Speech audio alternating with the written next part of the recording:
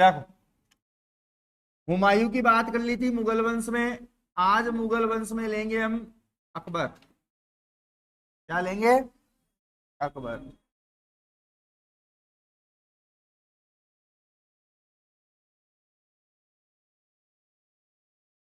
कल इसके बारे में मैंने बताया था कि इसका जन्म 1542 ईस्वी में, जन्म 1542 ईस्वी में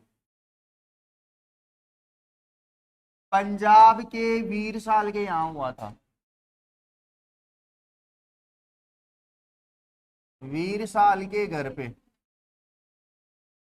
अब इसके पीछे का रीजन कल मैंने बताया था कि 1542 के अंतर्गत जो हुमायूं था वो वीरसाल के पास हमीदा बानो बेगम को छोड़कर स्वयं कहाँ चला जाता है? शाह तमाश के पास अफगानिस्तान में। और उसके जाने के कुछ दिनों बाद ही अकबर का जन्म होता है। तो इसका जो रीति रिवाज क्या, इसका जो पालन पोषण हुआ वो हिंदू रीति रिवाजों से हुआ है। किससे हुआ है? हिंदू परिवार में हुआ है अधिकतर। क्या? इसके बाद में अगर मैं बात करूं तो ध्यान रखना कि बचपन का नाम क्या था। पिता हुमायूं। कौन है? हुमायूं। और माता हमीदा बानो।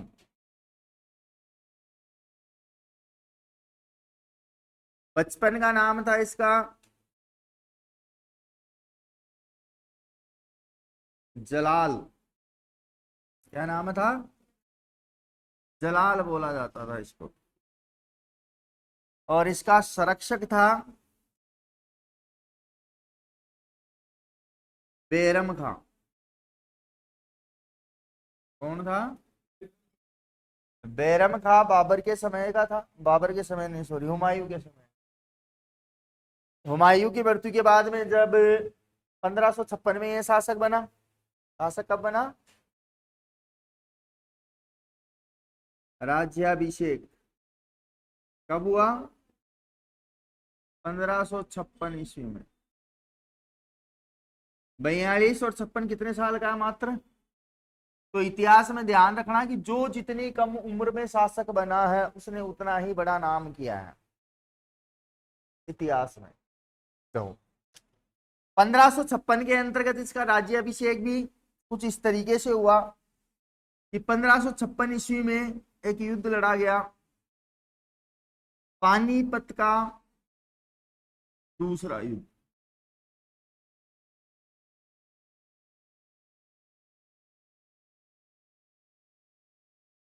एक तरफ अकबर और दूसरी तरफ हेमू। कौन था? हेमू। इस युद्ध में अकबर आया तो था लेकिन युद्ध नहीं कर रहा था, दूर कहीं टिबे पे बैठा था। लेकिन इसका नेतृत्व जो कर रहा था अकबर का इस युद्ध में, वो कर रहा था बैरम खां। कौन कर रहा था? बैरम। और बैरम खां की वजह से पानीपत का युद्ध अकबर ने जीता। और इसके बाद से दिल्ली का क्या बन गया? शासक। क्या बन गया? शासक।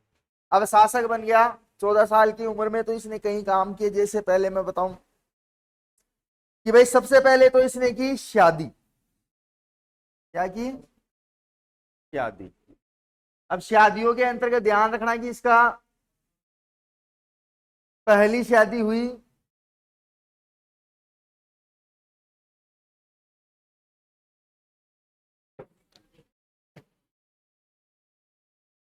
प्रथम शादी 1551 ईस्वी में रुकैया बेगम से। देखो, सलमान 56 में शासक बना था लेकिन शादी पहले कर ली थी। ओ, तभी तो मैंने क्या बोला, छोटी वसीन और बड़ी वसीन। 42 और 51 मतलब 9 साल का ही। कितने साल का? 9 साल का ही। अब कहा 9 साल और कहा है, तो बच्चे तो नहीं होने थे, क्योंकि बचपन के किए कांड जवानी में परेशान करते हैं। इसीलिए कहा जाना पड़ा? ख्वाजा मोइनुद्दीन चिश्ती की दरगाह। और वहां जाने के बाद भी कहते हैं कि एक बार नहीं 14 बार गया, तब जाकर इसके बच्चे हुए। और वो भी इससे नहीं, अन्य रानियों से। इससे शादी हुई, लेकिन इसकी एक दहाई माँ भी थी जिसका ये कहना मानता था। महामंगा। महामंगा की जगह उसको अगर मैं ये कहूं अनंगा, अनंगा नाम है उसका। ये इसके राजपाट में हमेशा कुछ ना कुछ कहती ही रहती कि ऐसे नहीं ऐसे करो, ऐसे नहीं ऐसे करो, मतलब उसको गाइडेंस दिया करती थी। इसके अलावा आगे बढ़े तो ध्यान रखना, अकबर के शिक्षक कौन थे जिन्होंने शिक्षा दी? अकबर के शिक्षक,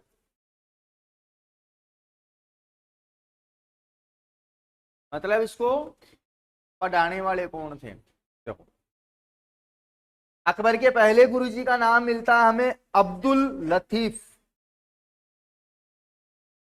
क्या मिलता है? अब्दुल लतीफ। दूसरा टीचर था इसका चिरासी। क्या नाम था? चिरासी। थोड़ा सा डीप ले रहा हूं मैं, ध्यान रखना। अकबर के शिक्षक कौन कौन थे जिन्होंने इसको शिक्षा दी? अब्दुल और सिरासी। शिक्षक के अलावा आप ध्यान रखना, संरक्षक मैंने बता दिया। 7 अक्टूबर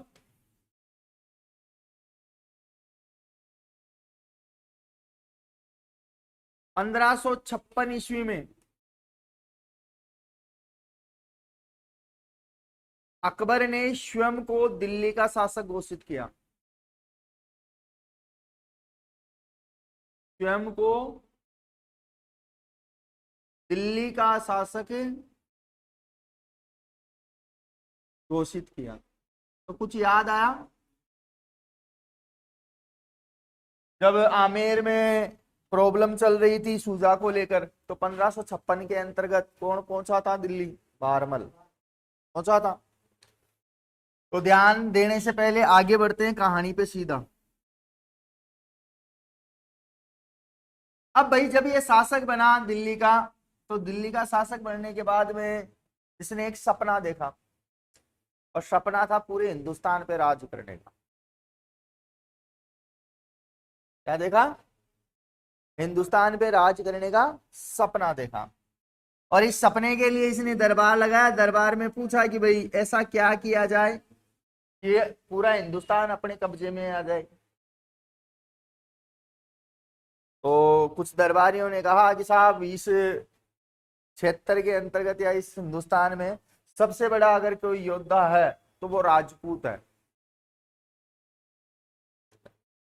तो अकबर कहता है कि भाई राजपूत अपने लिए क्यों लड़ेंगे,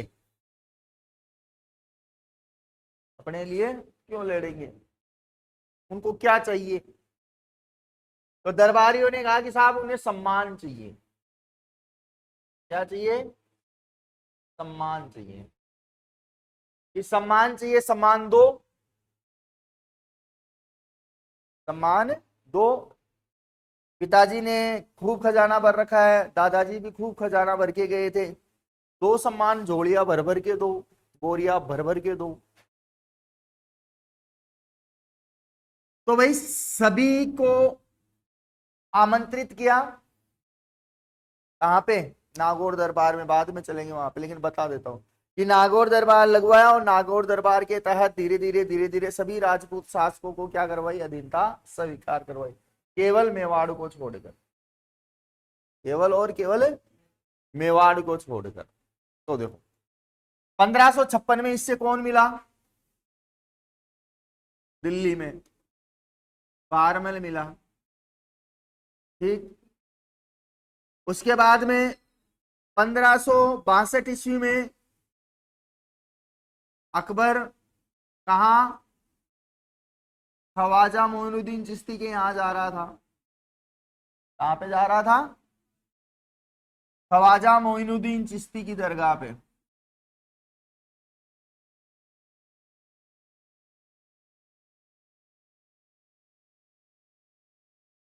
जब ये ख्वाजा मोइनुद्दीन चिश्ती की दरगाह पे जा रहा था तब इसने सांगानेर में पड़ाव डाला था। जयपुर, यहां पे इसने पड़ाव डाला, तब बारमल चुगताई खां की मदद से, कल भी पढ़ाया था मैंने, चुगताई खां की मदद से सांगानेर में किससे मिला? अकबर से मिला। क्योंकि इस समय आमेर के ऊपर शुजा आक्रमण करने वाला था, तो बारमल ने देखा कि भाई अकबर की सहायता, मदद ली जाए। तो 62 में तो अकबर से सहायता प्राप्त की, लेकिन फिर दोबारा से अकबर कहां आता है? ख्वाजा मोइनुद्दीन चिश्ती, मैंने क्या कहा 14 बार आया था। दोबारा जब आता है तो भाई इसको पता लगता है बारमल को कि भाई बादशाह आ रहा है, तो वहां सांगानेर और कहीं रुकेंगे तो आमेर बुलाते हैं। तो 1563 ईस्वी के आसपास अकबर कहां आया? आमेर। और आमेर आने के बाद में किसको देखा? जोधा बाई को। अब कुछ इतिहासकार कहते हैं कि वो जोधा हरकू बाई के नाम से फेमस है, जो कि बारमल की दासी पुत्री बताई जाती है। भाई हरकू बाई जो कि एक दासी से उत्पन्न पुत्री थी बारमल की। अब आमेर के अंतर्गत जोधा को देखा और जोधा से विवाह का प्रस्ताव रखा। किसके सामने? बारमल के सामने। बारमल जोधा के पास में गए और कहा कि भाई ऐसे ऐसे बात है, आमेर को बचाना है तो विवाह करना पड़ेगा। तो जोधा ने कहा कि मेरी 3 शर्त है कि मैं विवाह तो कर लूंगी अकबर से, लेकिन मेरी 3 कंडीशन है, टर्म कंडीशन 3, और मैं केवल वो अकबर को ही बताऊंगी। बारमल ठीक है भाई, कि भाई छोरी ब्याह नहीं करेगी, चलो अकबर के पास। अकबर के पास में गया बारमल और कहा कि भाई हमारे जो बच्ची है वो ये चाहती है कि उसकी जब तक 3 शर्तें अकबर नहीं मानेगा तब तक मैं शादी नहीं करूंगी। अकबर कहता है कि बुलाओ, तीनों शर्त सुनेंगे, उसके बाद में अगर मैं नहीं माना तो मैं खुद भी शादी नहीं करूंगा। तो जोधा ने 3 शर्तें रखी, जिसमें पहला पहनावा, दूसरी शर्त खाना, और तीसरी चीज धर्म या पूजा।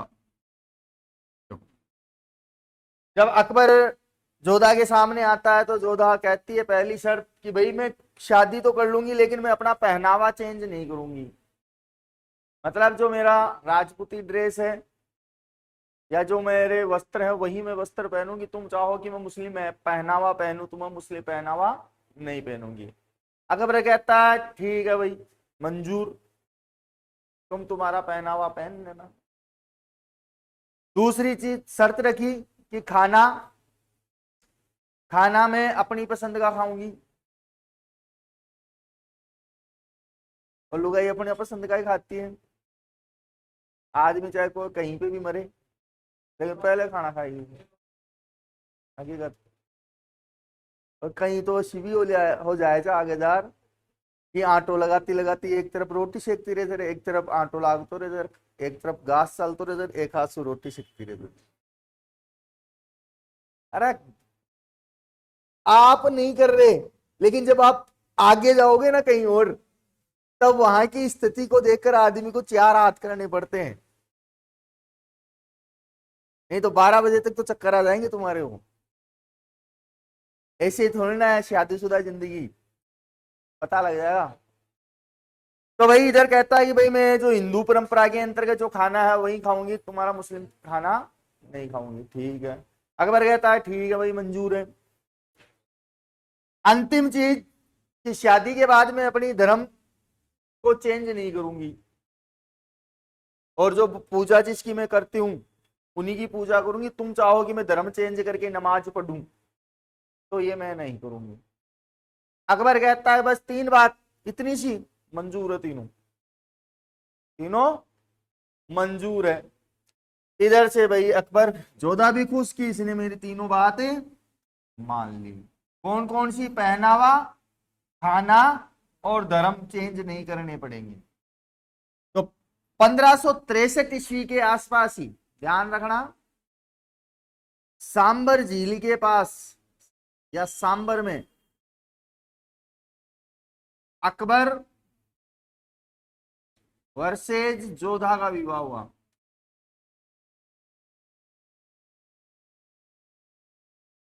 तो ये तो राजनीतिक स्टंट था ना, तो मनपसंद शादी थोड़ी ना थी आमेर को बचाने के लिए। भूल गए क्या चारुमती को कि राजपूताना के अंतर्गत कोई ऐसा राजपूत नहीं है क्या जो मुझसे शादी कर सके? नहीं, मेरे को औरंगजेब से शादी करनी पड़ेगी। तब मेवाड़ का राज सिंह निकल के आया था। इसीलिए तो कहते हैं कि मेवाड़ वालों ने ही मुगलों को दबा के रखा है। महाराणा प्रताप लड़ते लड़ते वीरगति को प्राप्त हो गए, लेकिन कभी अधीनता स्वीकार नहीं की। हाँ, अधीनता स्वीकार नहीं की, संधि हुई, लेकिन वो 1615 के आसपास जाकर जहांगीर के समय। लेकिन संधि के आहत होकर अमर सिंह सिसोदिया राजपाट छोड़ देता है, बताया था तुम्हें। करण सिंह संभालता है फिर गद्दी। तो अमर सिंह तक के जितने शासक थे वो ठीक थे, क्योंकि उन्होंने संधि नहीं की। और संधि भी की ना, तो संधि में करण सिंह ने क्या शर्त रखी थी कि भाई रोटी का रिश्ता रखेंगे लेकिन बेटी का रिश्ता नहीं रखेंगे। तो मेवाड़ वालों की तो बात ही कुछ और है। अब भाई यहां से विवाह हुआ किस किस का है? तो प्यार था ही कभी इनमें, मजबूरी थी वो तो आमेर को बचाने की। ये है ना टीवी सीरियल में देखा कर तू, जोधा अकबर, उसमें वो दोनों का प्रेम बताते रहते हैं, हालांकि प्रेम कहीं नहीं था। अब सांबर के अंतर्गत विवाह हुआ, तो ध्यान रखना ये सन वगैरह डेट वगैरह, एक बार आगे बढ़ेंगे, एक बार यहां तक कंप्लीट करो है। बीरबल आएगा ना, उसका मूल नाम था महेश दास। क्या नाम था? महेश दास। उतारो।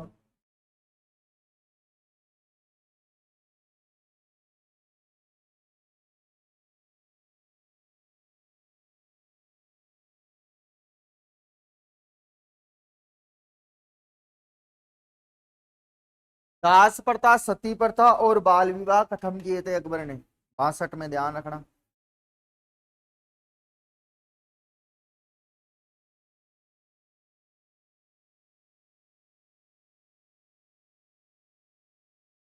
देखो 63 में इसने तीर्थ यात्रा कर उठाया था अकबर ने। डेट की डेट याद रखना, तीर्थ यात्रा कर उठाया। और 64 में इसने फिर बाद में जो ये था ना जजिया कर, उसको समाप्त कर दिया था। देखो 62 में बाल विवाह, सती प्रथा और दास प्रथा खत्म की। 63 में तीर्थ यात्रा खत्म किया।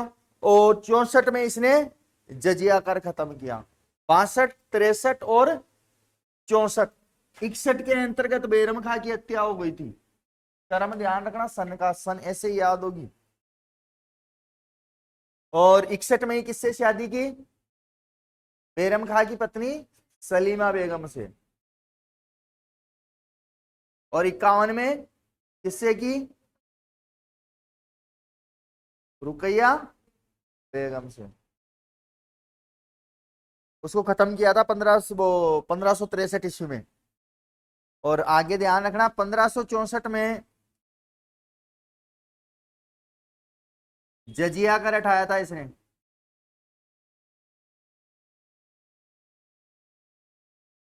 और 1570 के अंतर्गत नागौर दरबार का आयोजन करवाया था। और नागौर दरबार नागौर में ही लगा। किसकी सहायता से लगाया था? तो भारमल की सहायता से। किसकी सहायता से? भारमल की सहायता से लगाया था। ठीक है। अब नागौर दरबार के अंतर्गत देखो, जब नागौर दरबार लगाया था, इसका उद्देश्य क्या था? उद्देश्य था राजपूत शासकों को अधीनता से स्वीकार करवाना, या राजपुताना के शासकों को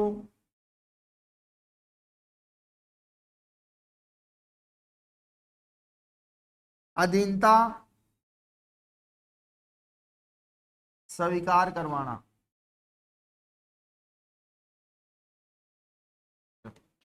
अब कहीं आए कहीं गए, जैसे मैंने बताया था बीकानेर से कल्याणमल अपने बेटे राय सिंह और पृथ्वीराज राठौड़ के साथ में गया था और अकबर की अधीनता स्वीकार कर ली थी।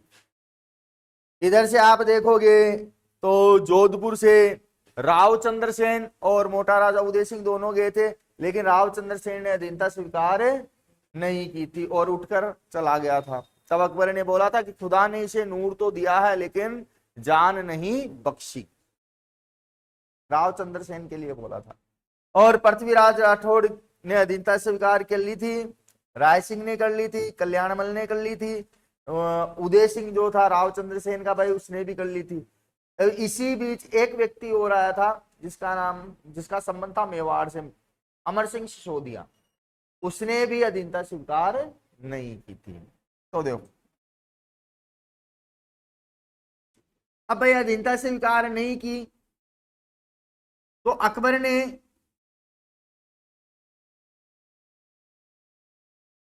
चार राजदूत भेजे थे।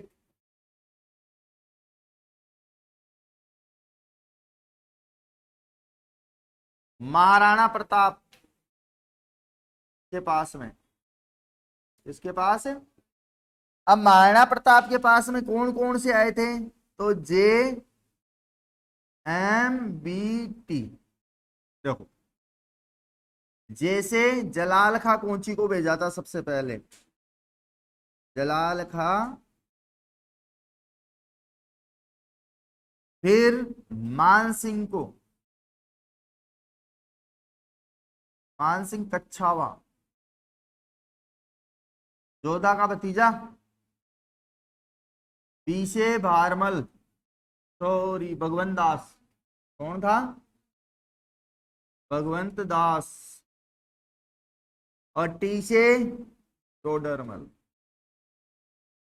देखो, मुस्लिम सेनापति एक ही बार भेजा, बाकी राजपूतों को भेजा राजपूत के खिलाफ। इसमें थोड़ी बहुत सफलता हासिल की मान सिंह ने, थोड़ी बहुत सफलता हासिल की मान सिंह ने, लेकिन बात बनी नहीं। कहने से चला तो गया, उसका पुत्र कहां पे? नागौर दरबार में, लेकिन अधीनता स्वीकार नहीं की। और जब अधीनता स्वीकार नहीं की अकबर ने, अकबर की अधीनता स्वीकार नहीं की, तब प्रताप वर्सेज अकबर के बीच 1576 ईस्वी में एक युद्ध लड़ा जाता है, जिसका नाम था हल्दी घाटी का युद्ध। हल्दी घाटी का। अब इस युद्ध के अंतर्गत कुछ इतिहासकार तो कहते हैं कि भाई महाराणा प्रताप की विजय हुई, और कुछ कहते हैं कि नहीं अकबर की हुई। और शायद ये आज भी सबसे बड़ा मसला बना के रखते हैं राजस्थान में जब जब चुनाव होते हैं, है? क्यों भाई? मैंने क्या बात बताई थी? मेरे दरबार में मान लो मैं राजा हूं और मेरे दरबार में कवि बैठे हैं, तो उन कवियों की औकात है क्या जो मेरे खिलाफ लिख देंगे? लिख देंगे क्या? तो भाई अकबर के दरबार में जो साहित्यकार या लेखक बैठा करते थे वो अकबर के खिलाफ कैसे लिख देंगे, और जो महाराणा प्रताप के दरबार में बैठा करते थे वो अपने राजा के खिलाफ कैसे लिख देंगे? नहीं लिख सकते हैं ना। बस यही इतिहास है। जो जिसके दरबार में बैठा था उसने अपने ही राजा को प्रसिद्धि दी, और जो जिसके दरबार में बैठा था उसके राजा ने उसको प्रसिद्धि दी। इसलिए आज भी क्या है, विवाद का विषय बना, क्योंकि बदायूनी तो ये कहता है कि नहीं साहब, इस युद्ध के अंतर्गत कौन जीता? अकबर जीता, क्योंकि बदायूनी इस युद्ध में उपस्थित था, दूर कहीं टीवी पे बैठा था, ऐसा कुछ कहा गया। इसके अलावा जो महाराणा प्रताप के बारे में उल्लेख मिलता है उसके अंतर्गत मेवाड़ के अंतर्गत कुछ शिलालेख हैं, कुछ ग्रंथ हैं, और लोह सिंह गांव का जो एक शिलालेख लगा हुआ उसके ऊपर बताया गया है कि महाराणा प्रताप की इसमें विजय हुई थी। लेकिन फिर भी हम अगर बात करें तो इसका कोई निर्णायक युद्ध नहीं निकला था, क्योंकि देखो जब हल्दीघाटी युद्ध के अंतर्गत कौन, महाराणा प्रताप घायल हो जाते हैं, तब युद्ध भूमि से निकलकर अब कहा जाते हैं, कुंभलगढ़। लेकिन अकबर ने मान सिंह को भेजा था जिंदा या मुर्दा लाने के लिए, लेकिन वो पकड़ नहीं पाया, इसलिए अकबर मान सिंह से नाराज होकर कहां चला जाता, आगरा। तो हम कह नहीं सकते किसकी विजय हुई। हाँ ये है कि भाई मुस्लिम इतिहासकारों के अनुसार अकबर विजय हुआ, और राजस्थानी इतिहास के अनुसार मैं बात करूं तो कुछ लोग क्या बताते हैं, इसको प्रताप को विजय बताते हैं, वो भी कुछ अवशेषों के अकॉर्डिंग या कुछ शिलालेखों के अकॉर्डिंग। और सबसे मेन युद्ध यही था, सबसे मेन युद्ध यही था, क्योंकि इसके बाद में 1584 तक आए, जिसमें लास्ट आया था ये अपने जगन्नाथ का छावा अकबर को पकड़ने, लेकिन मांडलगढ़ भीलवाड़ा में उसकी क्या हो जाती है, मृत्यु हो जाती। लेकिन मेन जो अकबर के साथ युद्ध था वो हल्दीघाटी का युद्ध था। इसके बाद में अमर सिंह सिसोदिया ने दिवेर का युद्ध लड़ा था विजयादशमी के दिन, जिसे हम मेवाड़ का मैराथन युद्ध कहते हैं, क्योंकि इस युद्ध के अंतर्गत मुगलों की सेना को भगा भगा के मारा था, इसलिए इसको मैराथन युद्ध नाम दिया गया। और इस युद्ध में अमर सिंह सिसोदिया मतलब प्रताप की विजय हुई थी। आई बात समझ, 1582 के आसपास। तो यहां तक तो उतारो, बाकी की घटना कल देखेंगे।